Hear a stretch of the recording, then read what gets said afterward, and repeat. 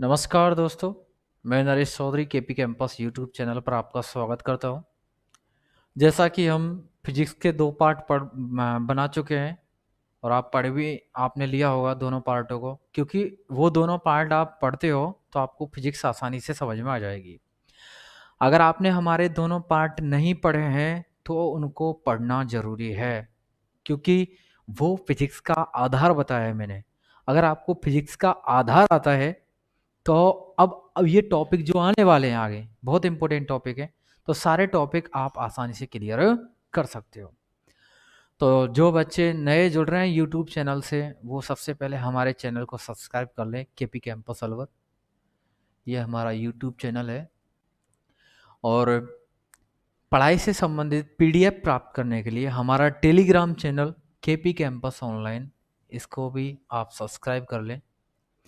और क्लासों की जानकारी के लिए, सेलेक्शंस की जानकारी के लिए हमारा फेसबुक पेज है केपी कैंपस ऑफिशियल, इसको भी आप लाइक करें।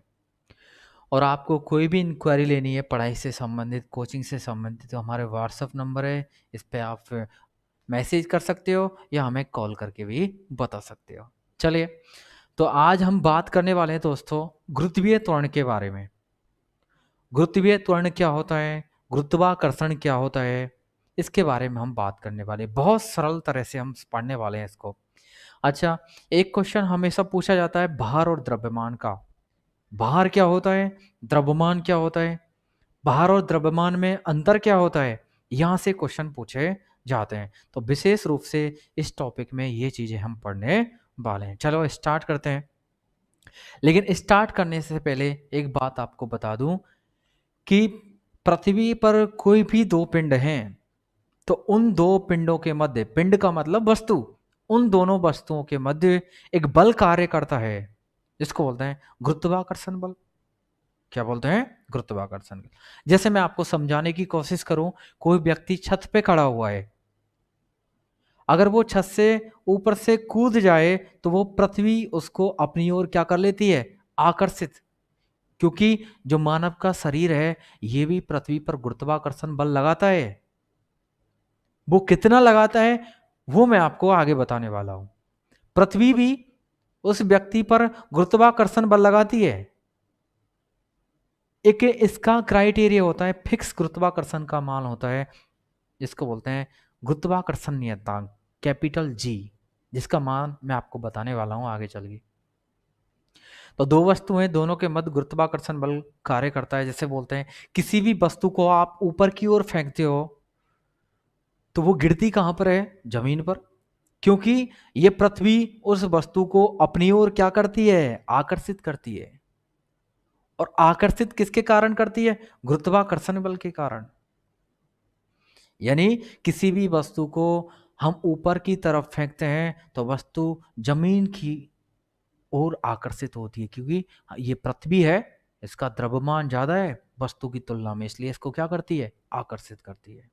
तो बोलते हैं पृथ्वी अपने आप में सबसे बड़ी प्राकृतिक चुंबक होती है, जो कि प्रत्येक वस्तु को अपनी ओर क्या करती है, आकर्षित करती है। और वस्तुएं जिस बल के कारण आकर्षित होती हैं उसको बोलते हैं गुरुत्वाकर्षण बल। क्या बोलते हैं, गुरुत्वाकर्षण बल। चलो बात कर लेते हैं दोस्तों। तो हम पढ़ने वाले हैं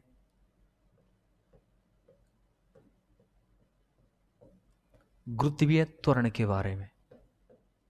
तो त्वरण मैंने आपको पिछली क्लास में समझा ही दिया था, त्वरण किसको बोलते हैं।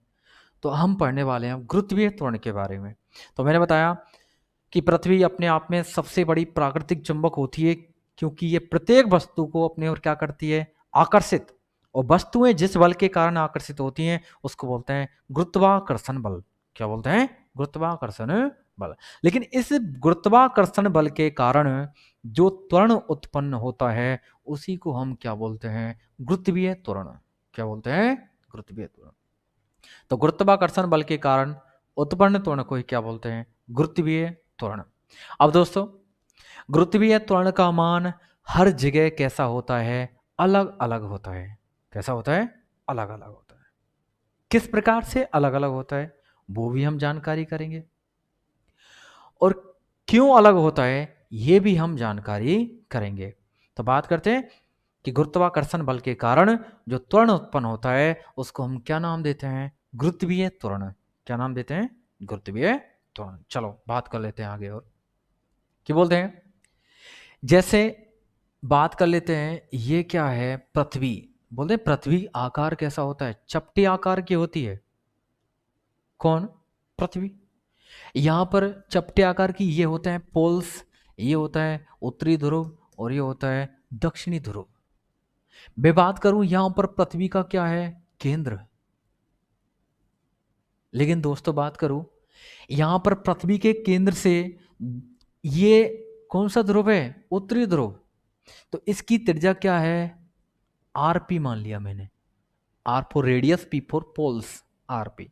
लेकिन ये है विषुवत रेखा यानी इक्वेटर, तो इसकी त्रिज्या कितनी होगी?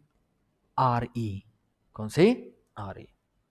लेकिन आपके लिए एक जानकारी के लिए आपको एक बात और बता देता हूं कि जो त्वरण का मान होता है ये दो पिंडों के मध्य लगने वाली दूरी के कैसा होता है? व्युत्क्रमानुपाती होता है। कैसा होता है? व्युत्क्रमानुपाती। इसका मतलब आर का मान ज्यादा होगा तो जी का मान क्या होगा? कम होगा। सीधी सी बात है। तो यहां पर अब त्रिज्या ज्यादा किसकी है? विषुवत रेखा की। तो बोलते हैं विषुवत रेखा पर गुरुत्वीय त्वरण का मान क्या होता है? कम होता है। लेकिन यहां पर त्रिज्या कम किसकी है? ध्रुवों की ओर जा रहे हैं तो त्रिज्या क्या होती है? कम। तो यहां पर आर का मान कम तो जी का मान क्या होता है? ज्यादा। इसलिए बोलते हैं ध्रुवों पर, किस पर? ध्रुवों पर, पोल्स यानी ध्रुवों पर गुरुत्वीय त्वरण का मान कैसा होता है? सर्वाधिक। कैसा होता है? और पृथ्वी के केंद्र पर गुरुत्वीय त्वरण का मान कैसा होता है? शून्य। क्योंकि पृथ्वी के केंद्र पर क्यों होता है? क्योंकि यहां से त्रिज्या सबसे ज्यादा होती है और त्रिज्या सबसे ज्यादा तो जी का मान सबसे कम। लेकिन एक बात करें, पृथ्वी की सतह पर गुरुत्वीय त्वरण का मान कितना होता है? 9.81 मीटर पर सेकंड स्क्वायर।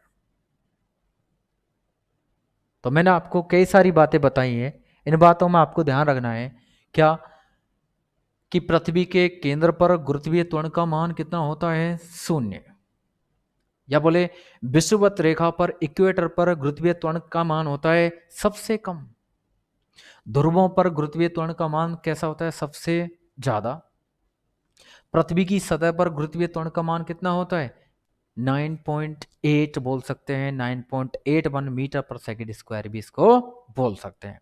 लेकिन जब कोई व्यक्ति पृथ्वी की सतह से, ये पृथ्वी की सतह है, या तो कहां जाए? ऊपर की ओर,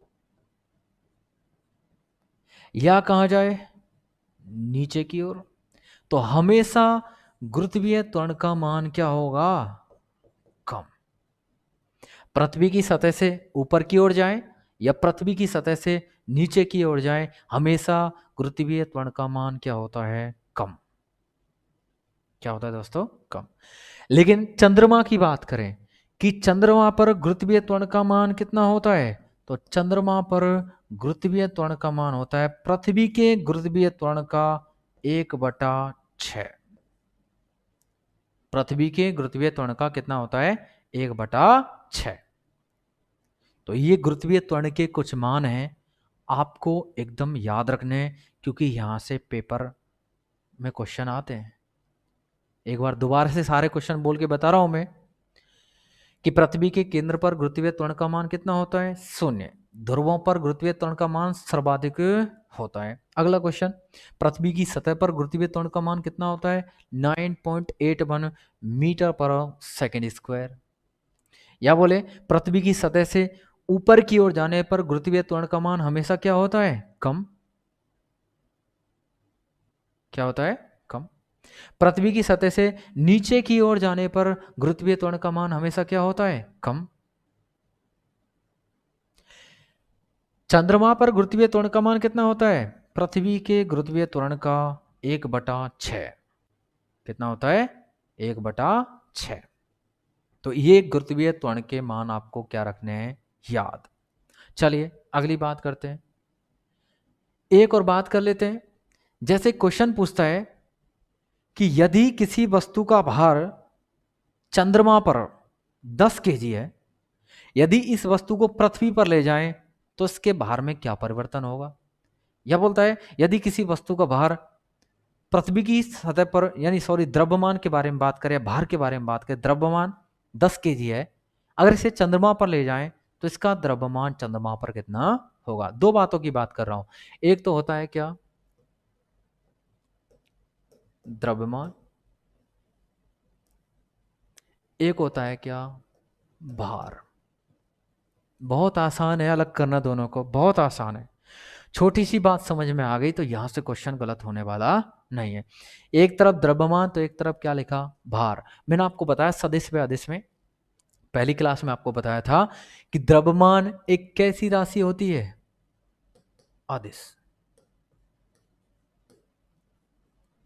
लेकिन भार एक कैसी राशि होती है, सदिश। द्रव्यमान अदिश है, भार कैसी है, सदिश। द्रव्यमान जो होता है इसको बोलते हैं स्मॉल एम, क्या बोलते हैं स्मॉल एम। लेकिन जो भार है तो भार बराबर क्या होता है, W बराबर mg, W बराबर mg, क्योंकि भार एक प्रकार का क्या होता है बल।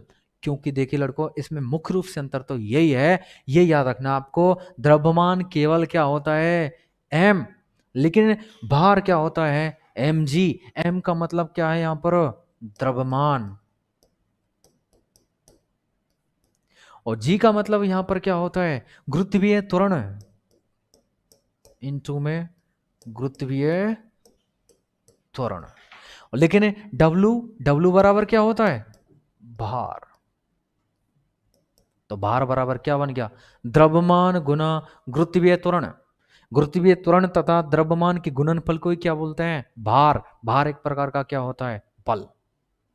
एक बात ध्यान रखना, जब बात करें किसकी द्रव्यमान की, यदि किसी वस्तु का भार सॉरी यदि किसी वस्तु का द्रव्यमान पृथ्वी की सतह पर 10 केजी है, अगर इसे चंद्रमा पर ले जाएं, चंद्रमा पर ले जाएं चाहे कहीं भी ले जाएं, द्रव्यमान में कभी भी कोई परिवर्तन नहीं होता है। परिवर्तन केवल किस में होता है दोस्तों, भार में। हमेशा ध्यान रखें, जब वो द्रव्यमान के बारे में बात करे और वस्तु को कहीं पर भी ले जाए तो इसमें कोई परिवर्तन नहीं होता। परिवर्तन केवल किस में है भार में। क्यों परिवर्तन होता है भार में, क्योंकि भार बराबर क्या है mg, साथ में कौन जुड़ा है g। और मैंने आपको अभी बताया कि गुरुत्वीय त्वरण का मान प्रत्येक जगह पर कैसा होता है अलग अलग होता है। इसके साथ g काम नहीं करता, और g काम नहीं करता तो अगर इसके साथ g नहीं है, क्या इसमें परिवर्तन होगा, नहीं होगा, क्योंकि जी साथ में नहीं है तो जी में कोई परिवर्तन नहीं है, जी है ही नहीं तो द्रव्यमान में भी कोई परिवर्तन नहीं होगा। जैसे बात कर लेते हैं, एक मैंने बताया कि भार एक प्रकार का क्या होता है बल। बल को किससे व्यक्त करते हैं एफ से। एफ बराबर क्या होता है एम ए, आगे बताऊंगा। एफ बराबर क्या होता है एम ए, एम फोर द्रव्यमान, ए फोर क्या होता है त्वरण, ए फोर क्या होता है त्वरण। तो बात कर लेते हैं, यहां पर W बराबर mg है, यहां पर F बराबर क्या है ma, तो भार एक प्रकार का क्या है बल। कैसे, यहां पर m द्रव्यमान, द्रव्यमान का मात्रक आपको पहले बताया मैंने क्या होता है, द्रव्यमान का मात्रक होता है दोस्तों kg। द्रव्यमान का मात्रक क्या होता है kg।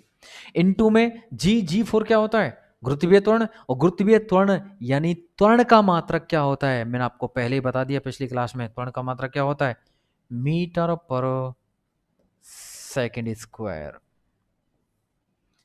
तो मेरे पास जो मात्रक बना है AW बराबर mg, यानी किसका मात्रक है भार का। भार का मात्रक क्या होता है kg मीटर पर सेकेंड स्क्वायर। लेकिन F बराबर m है, F बल है, m द्रव्यमान है, द्रव्यमान के लिए द्रव्यमान के लिए मात्रक क्या होता है m का मतलब द्रव्यमान, द्रव्यमान का मात्रक क्या होता है kg। A4 क्या होता है त्वरण, त्वरण का मात्रक भी क्या होता है मीटर पर सेकेंड स्क्वायर। इसलिए बोला है कि भार एक प्रकार का क्या होता है बल, क्योंकि दोनों के मात्रक क्या होते हैं समान। दोनों के मात्रक समान है, विमेय सूत्र भी क्या होगा समान। अब इनसे संबंधित क्वेश्चन कैसे पूछता है रेलवे में, अब की बारी पूछा है लोको पायलट में। कैसे पूछा, बोला यदि किसी वस्तु का भार चंद्रमा की सतह पर 120 केजी है, क्या है 120 केजी। अब मैंने पीछे की तरफ केजी लगाया है, इसका मतलब ये द्रव्यमान भी है, लेकिन इसको भार में परिवर्तित करना है मुझे, तो यहां पर केजी नहीं आएगा, कितना आएगा, बोलेगा कि चंद्रमा पर किसी वस्तु का भार 120 न्यूटन है, क्योंकि भार एक प्रकार का क्या होता है, बल, न्यूटन लगा मिलेगा। जब केजी मिल जाए तो वो क्या है, द्रव्यमान, क्या है, द्रव्यमान। यदि इस वस्तु को, बोले यदि किसी वस्तु का भार चंद्रमा की सतह पर कितना है, 120 न्यूटन है, अगर इस वस्तु को कहां ले जाए, पृथ्वी की सतह पर ले जाए, तो इसका भार होगा, अभी तो मैंने संख्या ली है, संख्या से आप बता सकते हो 120 है, नीचे जाके यहां पर कौन कार्य करेगा, जी4 क्या होता है, गुरुत्वीय त्वरण, यहां पर 1/6 काम कर रहा था, तो यहां पर कितना करेगा 9.8, तो यहां पर इसको गुना कर दूंगा 9.81 से, तो किसका मान आएगा, भार का, पहले से ज्यादा आएगा कम, ज्यादा आएगा। इसलिए क्वेश्चन बोलेगा यदि पृथ्वी की सतह पर किसी वस्तु का भार x इकाई है, कितना इकाई है, x इकाई है, यदि इसे चंद्रमा पर ले जाया जाए, अब पृथ्वी से कहां ले जा रहे हैं, चंद्रमा पर, तो इसका भार होगा, ऑप्शन 4 मिलेंगे, x से कम, x से ज्यादा, शून्य या अपरिवर्तित। अब आपको पता होना चाहिए भार पूछ रहा है, इसका मतलब इसमें क्या होगा, परिवर्तन, तो क्या होगा, ये पृथ्वी की सतह पर कितना है, x, पृथ्वी से कहां ले जा रहे हैं, चंद्रमा पर ले जा रहे हैं, तो यहां पर x/6 यानी 1/6 होता है चंद्रमा पर, तो x/6 यानी x/6 कहां पर है, ये चंद्रमा पर, तो ये बताइए x बड़ा है या x/6 बड़ा है, तो कौन बड़ा है, x। इसका मतलब इस वस्तु को, x इकाई वाली वस्तु को चंद्रमा पर ले जाएंगे तो इसका भार क्या होगा, कम, पहले की तुलना में क्या होगा, कम, यानी x से क्या हो जाएगा, कम। ऐसे क्वेश्चन पूछता है। यदि ऐसे बोले यदि किसी वस्तु का द्रव्यमान पृथ्वी की सतह पर कितना है, x इकाई है, x इकाई है, यदि इसे चंद्रमा पर ले जाया जाए तो इसके द्रव्यमान होगा।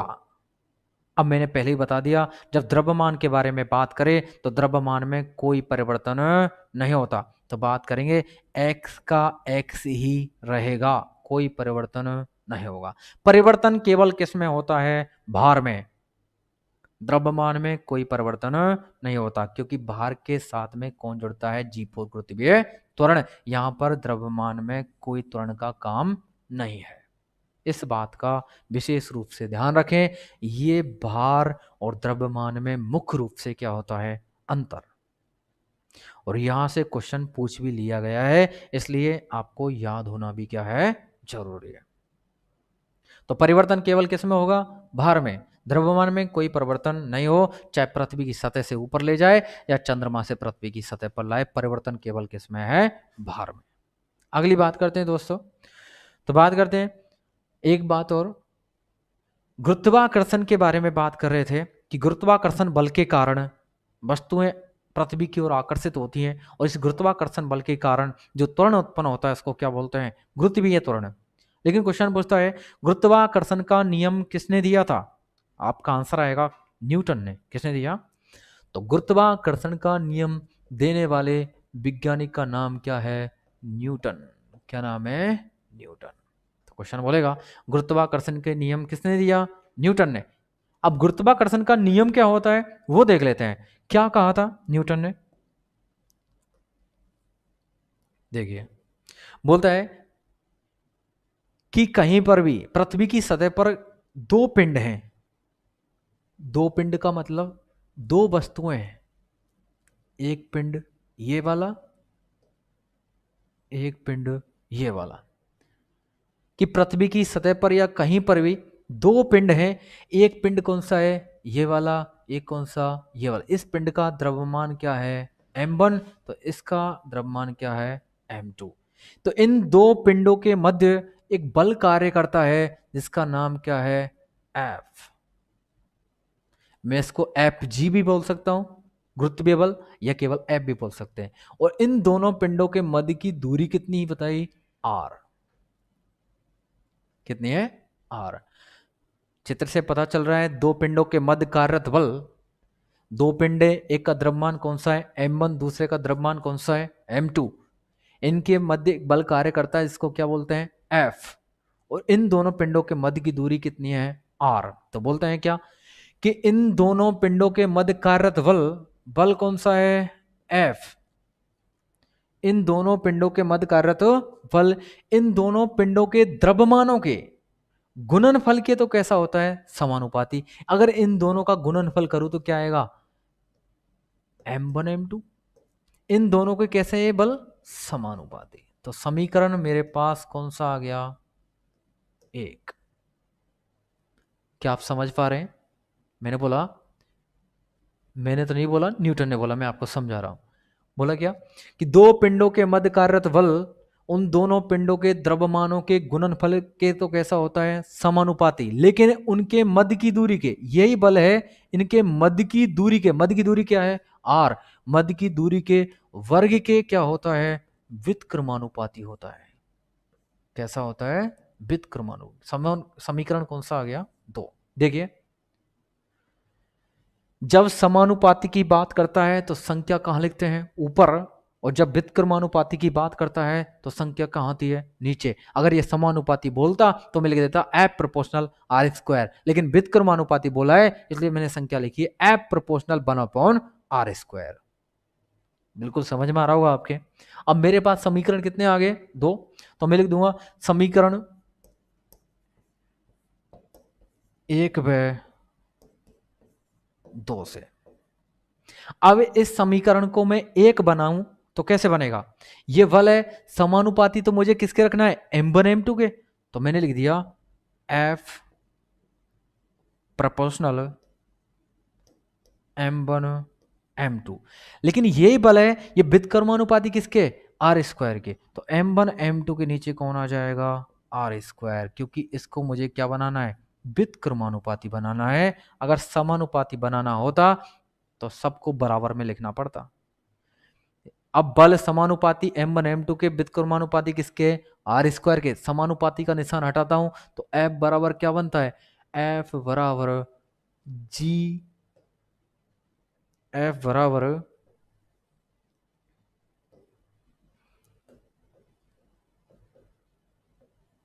G m1 m2 upon r²। ये समीकरण यानी ये फॉर्मूला हमारे पास आता है। अगर मैं बात करूं यहां पर G क्या है, G यहां पर क्या होता है, गुरुत्वाकर्षण नियतांक या गुरुत्वीय नियतांक।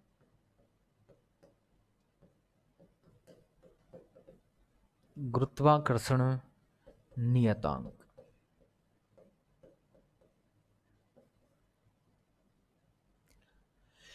यहां पर G का मान कितना होता है, G का मान होता है 6.67 इंटू 10⁻⁻11।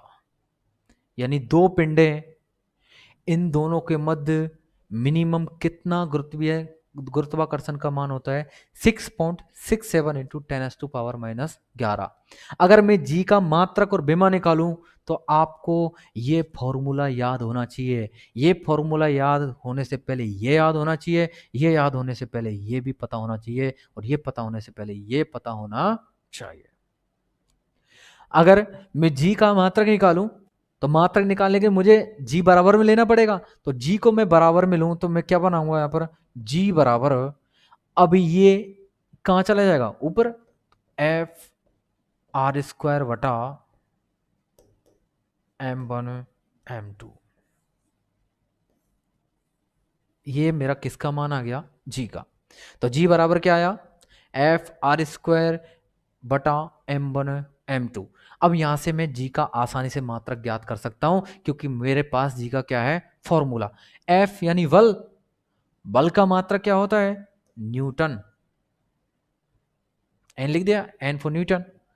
आर स्क्वायर यानी मध्य की दूरी है, और दूरी का मात्रक मैंने आपको बता दिया, दूरी का मात्रक क्या होता है? मीटर। स्क्वायर है तो हमें भी क्या लगाना है? Square. Newton into metre square. बटे का निशान, बटे का निशान। m1 क्या है? द्रव्यमान। m2 क्या है? द्रव्यमान। द्रव्यमान का मात्रक kg, इस द्रव्यमान का मात्रक भी kg, और kg इंटू kg करूंगा तो क्या आएगा? kg square.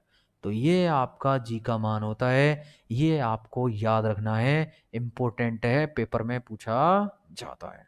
क्वेश्चन आएगा कि जी का मान होता है 6.67 into 10⁻⁻11 newton into metre square पर केजी स्क्वायर। ये फॉर्मूला भी आपको याद होना चाहिए, मात्रक भी याद होना चाहिए, क्योंकि रेलवे में ये मात्रक पूछ लिया गया है, एसएससी सीजीएल 10+2 में मात्रक पूछ लिया गया है, और इसकी मात्रक की विमा भी पूछी जाती है। विमीय सूत्र निकालना बहुत आसान है, मैंने आपको पहले ही बता चुका हूं। विमा निकालने के लिए आपको फॉर्मूला याद होना क्या है? जरूरी है। फॉर्मूला आपके सामने क्या है? न्यूटन इंटू मीटर स्क्वायर पर केजी स्क्वायर। फॉर्मूला ये कहां से निकाला मैंने? यहां से। बात कर लेते हैं न्यूटन यानी क्या होता है? बल। और बल बराबर आपको पता होना चाहिए एफ बराबर क्या होता है? M A. एम द्रव्यमान, ए क्या होता है? त्वरण। त्वरण मैंने पहले ही पढ़ा दिया आपको, इसलिए अब आपको पता चाहिए त्वरण क्या होता है। त्वरण मैंने आपको पहले ही बता दिया, जिन्होंने त्वरण वाली क्लास नहीं ली है वो पहले त्वरण सीखें, बाद में ये सीखें। तो यहां पर m द्रव्यमान, द्रव्यमान का मात्रक क्या होगा? kg। त्वरण का मात्रक क्या होगा? मीटर पर सेकंड स्क्वायर। तो kg मीटर पर सेकंड स्क्वायर किसका मात्रक आ गया? बल का। बल का मात्रक न्यूटन लिखा मैंने, तो यहां पर क्या लिख दूंगा मैं? n की जगह पे क्या लिख दिया? विमीय सूत्र निकाल रहे तो kg है, kg के लिए विमीय सूत्र क्या होता है? द्रव्यमान है तो क्या लेंगे? m। अगर यहां से मैं इसकी विमा निकालूं सीधी सीधी, तो यहां पर kg की विमा m, मीटर लंबाई की l, अपॉन में क्या आएगा? Second square and T square, ऊपर जाए किसका बनेगा? माइनस का, तो क्या बनेगा? m1 l1 t minus 2। किसकी विमा ये? बल की। तो बल की विमा लिख दूंगा यहां से direct, m1 l1 t minus 2। इन टू में कौन है? मीटर स्क्वायर, लंबाई का मात्रक है मीटर, इसलिए क्या लूंगा? एल, इस पे भी स्क्वायर, बटे का निशान, बटे का निशान। केजी स्क्वायर द्रव्यमान है, द्रव्यमान के लिए क्या लूंगा? एम पे स्क्वायर। पहले ऊपर वाली संख्या हल कर लेते हैं, फिर नीचे वाली। जब समान संख्या होती है तो समान संख्या को गुना करने पर घातें क्या होती हैं? जुड़ जाती हैं। यहां पर घात 1, यहां पर घात 2, तो ऊपर क्या बनेगा? m1 2 रे कितना होता है? 3 l3 t माइनस 2 अपॉन क्या आएगा? M square. जब नीचे वाली संख्या को ऊपर ले जाते हैं तो किस में आती है? माइनस में। ये माइनस का 2, ये प्लस का, ये कितना बचेगा? माइनस का 1। तो क्या आएगी बेमा? m-1 l3 t minus 2। ये आपकी जी की क्या है बेमा? ये बहुत ही ज़्यादा इम्पोर्टेंट है। ये 10+2 में क्वेश्चन पूछा जा चुका है, ये रेलवे में क्वेश्चन पूछा जा चुका है, और ये आगे भी पूछा जाएगा। यह है गुरुत्वाकर्षण का नियम, जो किसने दिया था? न्यूटन ने। एक बार दोबारा से बता रहा हूं, सबको ध्यान लगाना बिल्कुल, कि दो पिंडों के मध्य कार्यरत बल F इन दोनों पिंडों के द्रव्यमानों के गुणनफल के तो कैसा होता है? समानुपाती। तो F प्रोपोर्शनल क्या लिख दिया मैंने? m1 m2। लेकिन इनके मध्य की दूरी के वर्ग के कैसा होता है? व्युत्क्रमानुपाती। तो F प्रोपोर्शनल बना अपॉन आर स्क्वायर। दो समीकरण आ गए मेरे पास, दोनों समीकरणों को एक बनाया, तो बल समानुपाती किसके बनाया मैंने? m1 m2 के, लेकिन व्युत्क्रमानुपाती किसके? आर स्क्वायर के। यहां पर समानुपाती का निशान हटाया तो यहां पर आ गया जी, तो एफ बराबर क्या बना? G m1 m2 upon R square. तो यहां पर जी क्या है? गुरुत्वाकर्षण नियतांक। और जी का मान पूछे, कैपिटल जी का मान की बात कर रहा हूं मैं, स्मॉल जी गुरुत्वीय त्वरण होता है, ये कैपिटल जी क्या होता है? गुरुत्वाकर्षण नियतांक होता है। तो जी का मान कितना होता है? 6.67 into 10⁻⁻11 newton into metre square पर केजी स्क्वायर। अब मैंने यहाँ पर ये मात्रा लिखा कहाँ से, यहाँ से मैंने जी का मान निकाला, तो जी मैंने बराबर लिया, तो ये एफ आर स्क्वायर कहाँ चला गया, ऊपर, नीचे क्या आ गया, m1 m2। इसलिए यहाँ से मैंने ये मात्रा निकाल दी। एफ यानी बल, बल का मात्रा क्या होता है, न्यूटन। आर स्क्वायर यानी दूरी का मात्रा क्या होता है, मीटर स्क्वायर। और m1 m2 यानी ये भी द्रव्यमान, ये भी द्रव्यमान, द्रव्यमान का मात्रा kg इंटू केजी क्या, केजी स्क्वायर। फिर बात करते हैं इसके विमीय सूत्र की। विमा मैंने निकाली यहाँ से n फॉर न्यूटन, न्यूटन यानी बल। पहले बल की विमा निकाली मैंने m1 l1 t-2, m1 l1 t-2, ये n की विमा। m स्क्वायर यानी l की विमा, तो इंटू l स्क्वायर यानी लंबाई की विमा, बटे बटा के निशान m स्क्वायर यानी kg। पहले ऊपर वाली संख्या को हल किया, समान संख्या को गुना करते घातें जुड़ जाती हैं। ये यहाँ पर 1, यहाँ पर 2, टोटल कितनी हो गई, 3। तो क्या बना, m1 l3 t-2 अपॉन क्या है, m स्क्वायर। m को ऊपर लेके गए तो माइनस में आया, ये माइनस के दो, ये प्लस का एक, तो कितना बचा, माइनस का एक। तो क्या बनी बेमा, m-1 l3 t-2, ये है g का बेमा और g की मात्रक और ये जी का मान। बिल्कुल याद होना चाहिए, रेलवे में, एसएससी में ये क्वेश्चन सबसे ज़्यादा पूछे जाते हैं। पुलिस में ये पूछ सकता है गुरुत्वाकर्षण के नियम किसने दिए, आंसर बताएंगे न्यूटन ने। लेकिन पटवारी में आपको ये काम आ सकता है, ये काम आ सकता है, इसकी थ्योरेटिकल लैंग्वेज आ सकती है। वीडियो को पॉज करें, जो मैंने थ्योरेटिकल लैंग्वेज बोली थी उसको कॉपी में लिखें, बिल्कुल समझ में आ जाएगा। अगर समझ में नहीं आए तो वीडियो को बार बार देखें, बिल्कुल समझ में आ जाएगा। इम्पोर्टेंट है, इसलिए मेहनत करना क्या है, जरूरी है। आजकल एग्जाम में लेवल कैसा है, फिजिक्स का हाई है। मैं आपको रेलवे वाला लेवल पढ़ा रहा हूँ, जिससे सारे एग्जाम आपके क्लियर हो जाएंगे। तो दोस्तों पहली वीडियो को भी देखें, क्योंकि पहली वीडियो आप नहीं देखेंगे नंबर 1 नंबर 2, क्योंकि वो नहीं देखी तो ये समझ में नहीं आएगा। अगर वो वीडियो आपकी क्लियर है, मौखिक रूप से याद है, तो ये एकदम अच्छे से क्लियर हो जाएगा। ठीक है दोस्तों, धन्यवाद, मिलते हैं अगली क्लास में। जय हिंद, जय भारत।